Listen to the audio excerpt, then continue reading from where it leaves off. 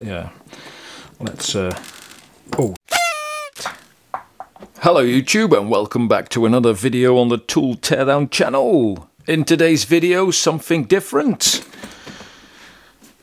The Parkside 20v Cordless drill set. Yes. Brand new in the box. Has not been unboxed yet, it's still sealed, as you can see. So we're gonna unbox this and then take it apart to see how good a Parkside is. We had quite a few requests from you, the viewers, in some of the videos. I think when we did the Einhell and some of the others, it says, oh, it'd be great to have a look at one of these. So here we are. I managed to obtain one. It doesn't come with a charger or a battery, and unfortunately my local Lidl, where you can purchase these devices, hasn't got any of them left in stock. So I did try get them online, but yeah. But that shouldn't stop us from having a look inside the actual drill. Now, I thought, because I've got plenty of drills, I don't really have a use for this, so I thought it would be a fun idea that we're going to give this one away when we hit the 500 subscriber mark. So all you have to do is obviously subscribe to the channel and leave a comment as to why you would want this drill, why you desperately need it, and then we'll give it away as soon as we hit the 500 mark. You know, where we can give this away to. It doesn't come with the battery or the charger, so I might have to limit the giveaway to the continent of Europe in terms of not breaking the bank on shipping costs. Anyway, enough with the waffle. Let's have a look inside the box and see what goodies and goodnesses Parkside come with. So we'll take the sleeve off it, because yeah, a bit dusty. 20 volt, eh? We want to give this away, so I want to give this away obviously in a tidy, neat condition. So we'll put that to the side. I will have to obviously break the seal, so we'll do that, so we can get into it. There we are. I could put a new seal on it for good's sakes, but yeah. There we are. The Parkside. Oh. Is that how it comes in the box? I think what was supposed to happen is this was supposed to be like so, and then this was supposed to be somewhere down here. Anyway, the drill in all its glory. Just like to smell it to see what it does, but oh, it's quite stiff. Ooh. I've never had one of these before in my hand, or ever, you know, use these. I obviously can't because I haven't got the batteria. I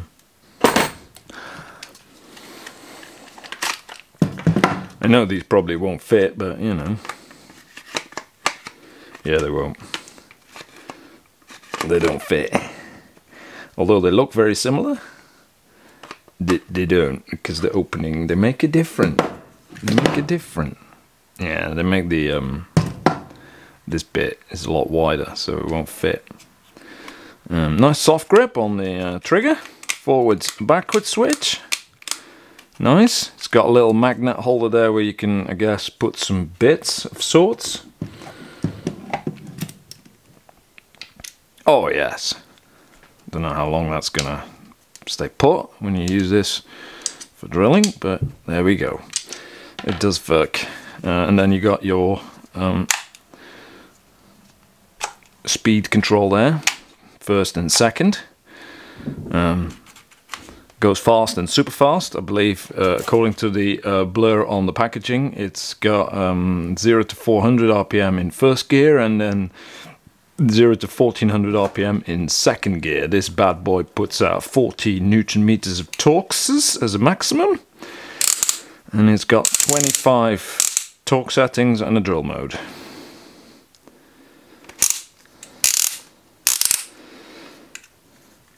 Yeah, if we look at the fit and finish, it's okay. I mean, the overmolding is a little bit, there's some grates and stuff, but then again, this goodness cost me the equivalent of 25 euros at Lidl.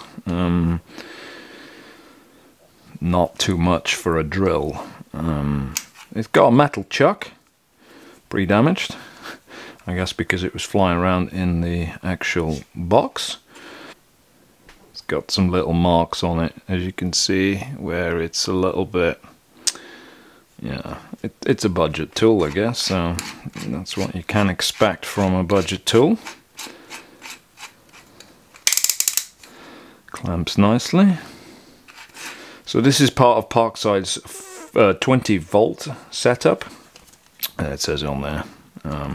So this is similar to some of the other battery powered systems of other manufacturers. Sorry, I lost for words there. But one battery fits multiple power tools. So that's what that's about.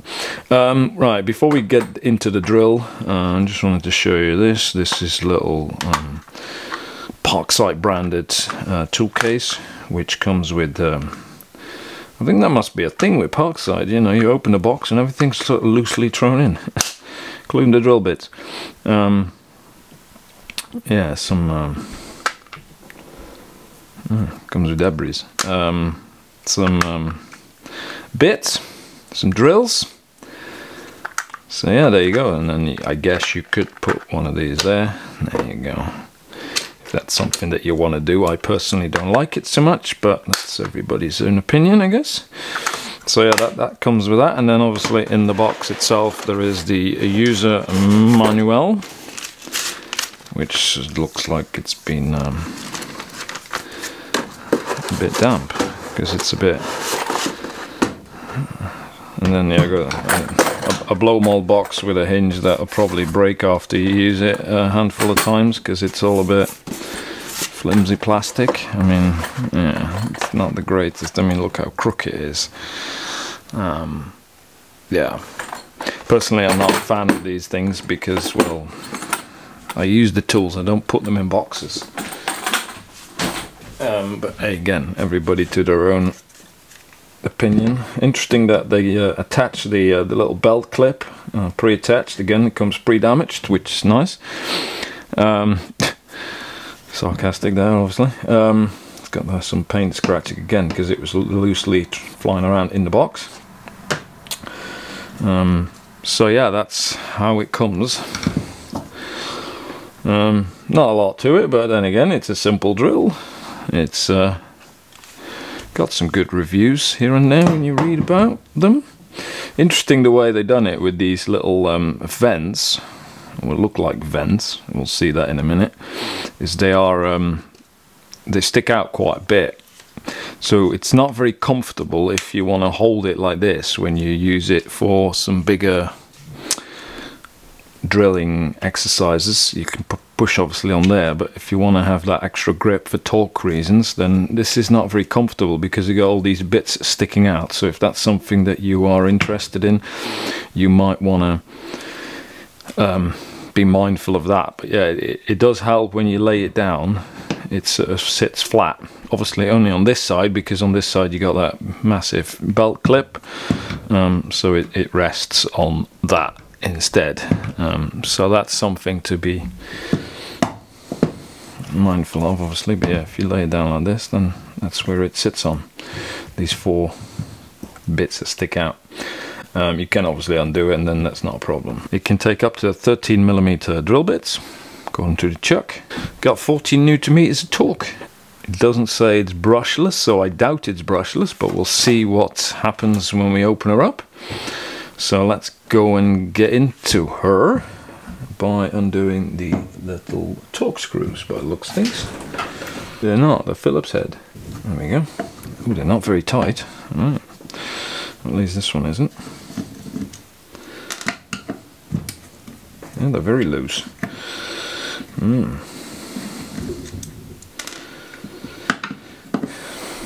Now you can buy these online. There's quite a lot of sellers that sell them on eBay. Amazon actually sells them as well. And obviously you got the Lidl online shop, which sells them. but yeah, you can pick them up at your local Lidl grocery store. A lot of people like these, apparently. I've never used them, I don't know. I'm always a little bit skeptical when it comes to these sort of budget tools that you can pick up at non-tool related stores, where you haven't really got support from like a proper tool manufacturer. Because I mean, looking at the box, this thing is a Grizzly Tools GmbH, which is a German tool website thing where you can buy spare parts for some of these, but this one wasn't listed on there. So yeah, a little bit concerning. So, and then some of the, or most of the tools that you can then get parts for, they sell you a charger and a battery, and that's about it. Some drill bits, but not really spare parts. So yeah, a little bit concerning when you want to obviously keep these things in action for a bit longer. I mean, yeah, I had quite a lot of comments in some of the videos about, you know, compare these against the budget brand of Toolstation or whatever it is. But yeah, obviously I don't live in the UK anymore, so I haven't got access to a Toolstation store nearby. Compare this against this and some of these other low budget brands, but this is a proper tool brand. This is their own entity. They make tools for a living, whereas this is like well, they're made by some Chinese factory to a specification of, I guess, Grizzly Tools, which by the way is an American tool brand that's sold in Germany by this distributor. So the whole thing is a little bit weird to me. I don't quite understand how it works, but yeah. But then I guess for 25 quid you just end up throwing them in landfill once you've broke it and buy a new one, I guess. I don't know. But personally I like to spend a little bit more money and have something that you can actually then use for a good few years. And then if something breaks, you can just go to an online parts store, storage, buy the bits that you need for it, a new chuck or whatever, a new battery terminal or something like that, put it on and off you go again. So yeah, the whole thing is a little bit peculiar to me. What I forgot to mention earlier, there's the LED down there. I can't show it you because I haven't got a battery for it, but because again I couldn't get one. It's a bit anyway. Park tool.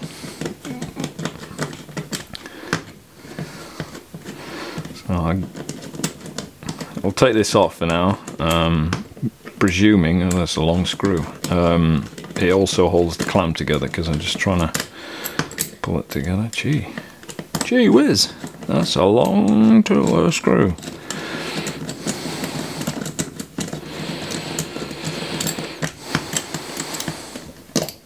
Oh, maybe not, it's just spinning around in circles.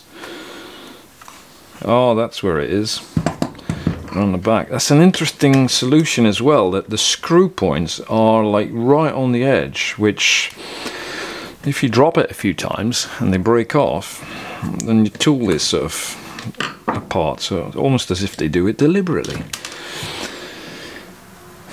It's like fragile points, you know, when they stick out so much here and here, especially on the back there. This one, when you drop it, yeah, it's rubberized with the overmolding, but still.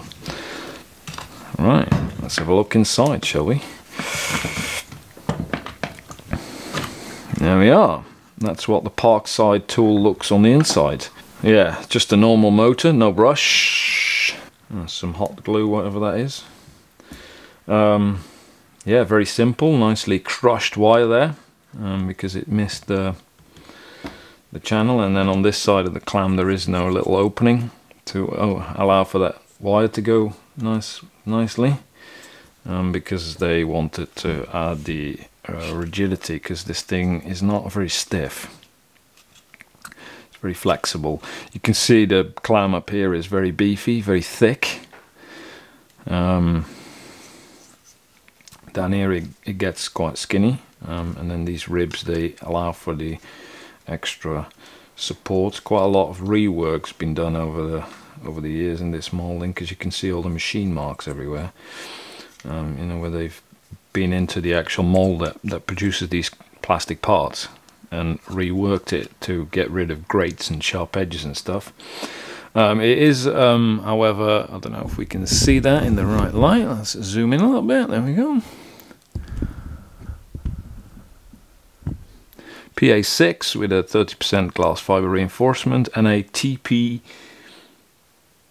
Well, I guess it says A because they crossed it out. Oi, oi. They crossed it out and then they handwritten an A on there.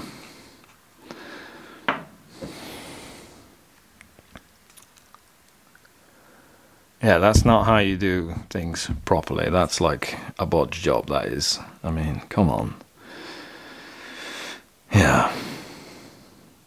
So, yeah, that's not great. You can see the magnet, which is just a little circular shaped magnet that's pressed in there from behind. I had a quick look at the clamshell again to see what the silver part was all about, but yeah, that's just a piece of plastic which pops out like that. As you can see, it's basically just a white plastic with no markings on it, which is painted in like a silver metallic finish to make it look a little bit less low budget, I guess, to add some premium touches to it. Yeah, that just pops back in place like so. The sticker application is all a bit on the crooked. I did notice it as well with this one, actually.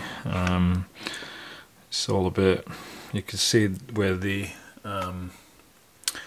opening or the aperture is for the sticker, but then that's where the low budget aspect of the drill comes in. Then it's all a little bit done on a budget. Where you can also see it is, for instance, the sleeve to change the torque settings. At first I thought the black ring is a separate piece over to the silver ring, but it's all one and the same plastic piece, whereby they paint it in the same silver color as the finishing on the back there, because you can see some of the overspray or the lack of silver paint, and then you can see as well the edge is not a very smooth edge, and some of the numbers as well, they've got some little bits and bobs where you can see the paint isn't great. So this will wear off if you use this a lot. It becomes unreadable, so you're going to be guessing what torque settings to go for. But again, I guess for 25 quid or 25 euros, what to expect. Going into the drill, looking inside, what appears to be a beefy spade battery terminal. It's got the markings in there. What are we looking at here? I can't read it myself. Oh, it's the wrong way around. Hold on. This way around. Let's see. What does it say? PA6 with 30% glass fiber reinforced, so it is like a proper tool grade plastic.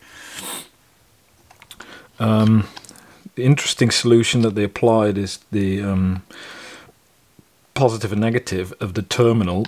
The cables are actually molded in with the actual when they make this plastic part. So the spades, which appear to be like a nickel plating of sorts, the cables are basically inserted into the plastic in the mold, where the spades are also inserted, and the plastic gets injected and it all becomes one part, which obviously from a serviceability point of view, it means that you have to get the terminal with the wires. In this case, probably not a bad thing, because the wire looks properly crushed, because the way that they assembled it, They pushed the first two wires, which are the two black ones, which is the neutral, and the small wire, which is probably a temperature control feed off the battery, which is what this third spade is for. But then the red wire, it was sort of left on top of here where it should have been. Well, I can't know anymore because it's such a misshape, but I'll redo that when we put it back together. Where it's all part of, yeah, the same assembly. You can also see the little LED down the bottom there. It's just literally the LED. There is no, well, it is sort of protected because it's got a little, yeah, plastic bulb arrangement around it. So each shrunk on there, positive and a negative, and then it's just sort of pushed in place there around this little peg. Rubberized trigger switch as we've seen before. So popping that out, let's put this back down on the table, and then take that out with the directional switch, which again is this is actually ABS plastic, so they've gone for a cheaper option here. If you look at like tools, Einhell tools, they're tool grade, so it's all PA6. But yeah, they've gone for an ABS here again, to budget tool, so they have to cut the corner somewhere to justify making a profit for the price. Nothing special there. The switch itself, that's where the soldering points are onto. They're nicely, if we zoom in a little bit, whoop, they're nicely marked up, so if we get a light on there, the B plus and the B minus for the battery, positive and the negative, which is, yeah, just see that there. And then up top is where your motor feed and return goes straight to the brushed motor, neutral and the positive, which is soldered onto the side of the switch. It's got, interesting, it's got tooth marking on there. If we hold that a little bit closer, you can see the tooth marking. Whoa, it's all out of focus. You can see the tooth marking on there. It's a wrong-do switch, according to the labeling. Looks like a decent quality switch. A bit of a heatsink attached to it. Although, again, there is no openings in the handle, so you could question where it's heat sinking its heat to. Once the heat sink is fully saturated, it doesn't really heat sink anywhere. This is your directional switch, forwards and backwards, and the center one is your sort of safety lock. Engages like so. And then an overmolding which is nicely integrated into the switch actually. Framing.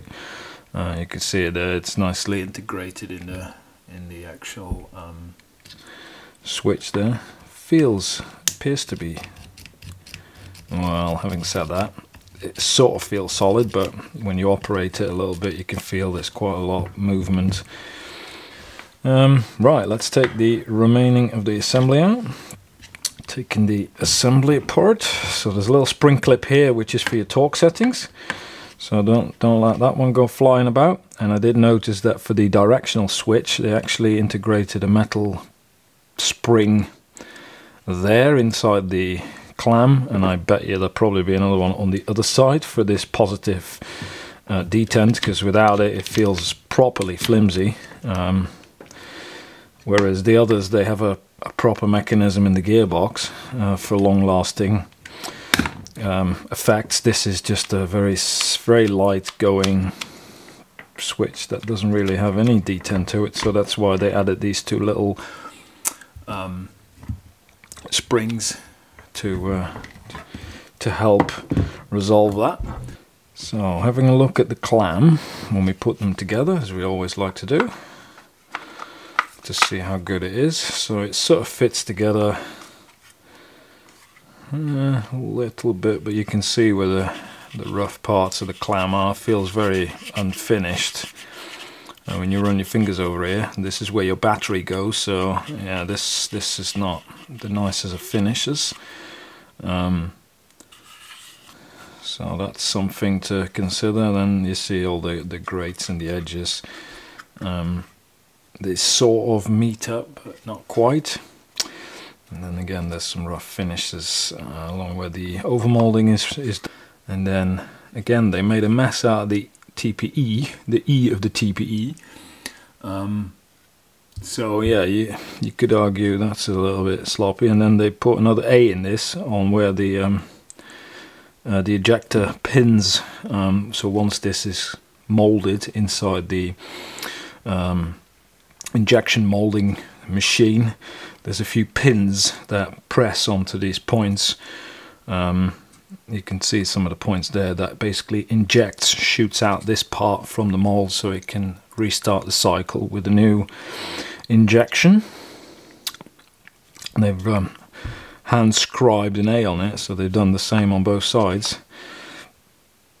It's a little bit of a random A on either side, and you can see there's quite a lot of unsmooth surfaces.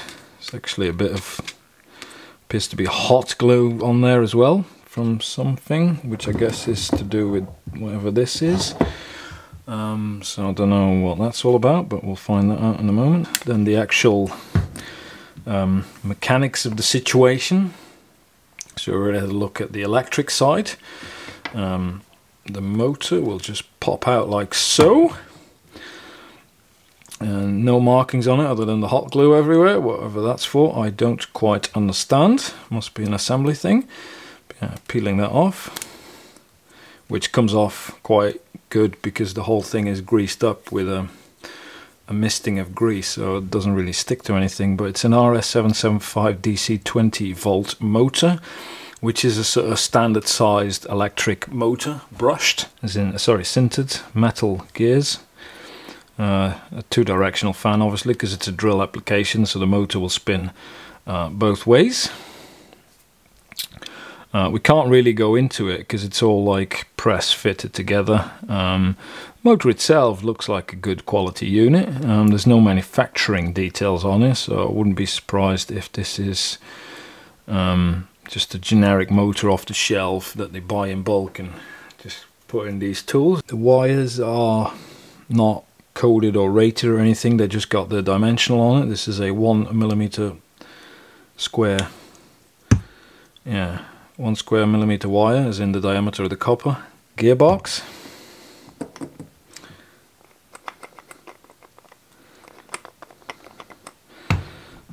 Let's lift the little cover off. A liberal amount of grease in there. Oh, there, look at that. Yeah, quite a lot of grease. Although it's the standard sort of machinist grease, smells very oily. Gearbox held in with these little screws. So let's see if we can get these apart and have a look at the other half of it.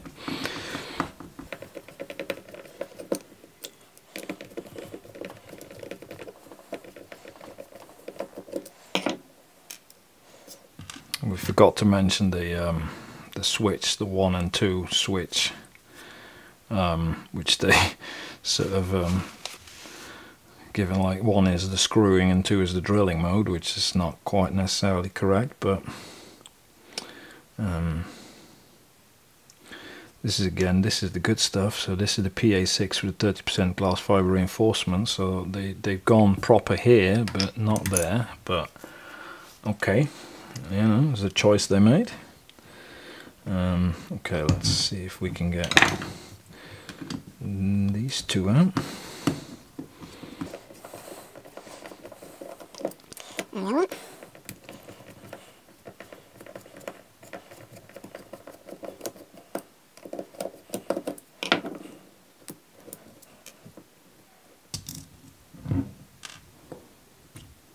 we go. That's one half of the gearbox, so you got one planetary gear set there, and then this will be your next one here, and then if we lift this one off, there we go, and then whoa, then we got another set there, all fairly, I put these on top of here so I can get them off the table in a bit, because they stick quite well to my smooth wooden top there. So yeah, another set of gears. We'll put these to the side for now. So this is your clutch assembly as such.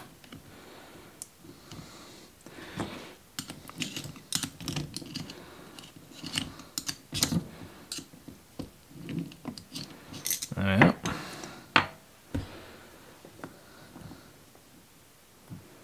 And then you can see the little balls that are in there that grab into the into these little grooves that gives you that yeah, free spinning option depending on the way you set the torque setting. So you get this once the fastener is tightened to a point where if you put it in the drilling mode it's completely locked, so it won't do it. So it gives all the torque that the electric motor delivers, and it goes out to the drill bit.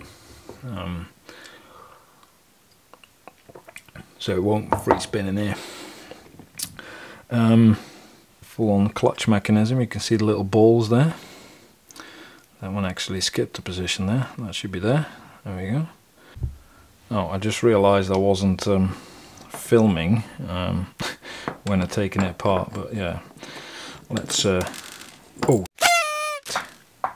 So as I just trying to put it back together for you guys to see what I did, I just discovered there's loads of little balls that are living inside a little groove there, which act as a bearing for the chuck, which is a stupid design. I mean, use a proper bearing for that, because yeah, like I just did, you take the chuck off once and the whole thing just falls apart in your face, and you're probably never going to get it back together ever again properly. So as I was saying when I had the camera on, again, this is a plastic ring that lives around here, which is a black plastic ring. It's a PA6 with a 30% glass fiber, so it's a proper stiff plastic device, painted silver. So the black that you see is the original color of the piece, which is then sort of painted with the silver metallic finish to make it look more premium, I guess. Well, and to give you the numbers, because you can't obviously otherwise see them. And then we got the metal chuck, which in itself looks okay. I mean, it's an unbranded chuck. You can see it's got some surface markings on it straight out of the box. So the edge isn't hardened or anything. You can see there's quite a lot of grinding marks inside there as well. I don't know if we can get that to focus, but yeah, not the greatest quality chucks, but then again, what do you expect for 25 quid? That's sorry, that's just normal steel, nothing special, not treated or anything. I guess it's the machining process that it just turns a bit black, but it's not hardened. You can see I just filed that. There's nothing special about that shaft. So to summarize, the chuck, unbranded, it's a metal chuck to give it that premium feel, that quality feel, which is good I suppose over a plastic one. Gearbox is good actually, nothing wrong with that. Well lubricated with a fairly straightforward off-the-shelf lube, so that would be the only thing that might let that down. The motor itself is an unbranded unit, but it's a standard tool motor. You can buy them on various Chinese electric motor manufacturer sites. They all come with the same RS775 20 volts DC description. Yeah, it's just a standard motor, nothing special. Switch itself is sort of okay. It's the only sort of branded part that I can see. It probably has to, because it's got the TÜV markings on it, which is a regulation in Germany or Europe that obviously the switches, everything that controls electric current, is of a certain safety standard. Yeah, this is all done finished to a slightly lesser standard, if you like, so the paint will come off, which means the numbers will become unaudible, so when you set your torques eventually you won't know what you set it to, so you'll just guess. The clams are of a good material. The overmolding is a little bit funky in places, a little bit much. The plastic inserts to give it that premium feel or look are of low quality. They're just sort of popped in, painted badly, not very nicely finished. It's got some funky old reworks going on the inside. So they've made some changes along the way almost. So you can expect this to not be something that you're going to enjoy for a very long time. If you are an enthusiastic DIY person, you probably best save a little bit more money and buy a slightly more premium tool that you can get consistent spare parts from. And then the mandatory case that comes with it. So this thing is only supplied with a case. As I said, it doesn't quite fit so nicely in it. They do allow space so you can bring your charger and I guess your battery with you, because I guess that's a picture of the charger. We've got a picture of the drill there. And yeah, the hinges are, I mean, look at it, it's a bit flimsy. So yeah, I'm personally not a fan of these cases. That's it really. Thank you very much for watching this exciting video about the Parkside 20V Cordless Drill. I'm going to try and put this back together with all this fiasco there going on. And then, as announced at the beginning of the video, you can win this device in the assembled condition. So I'll put this together if I can. If not, then I'll get you a new one.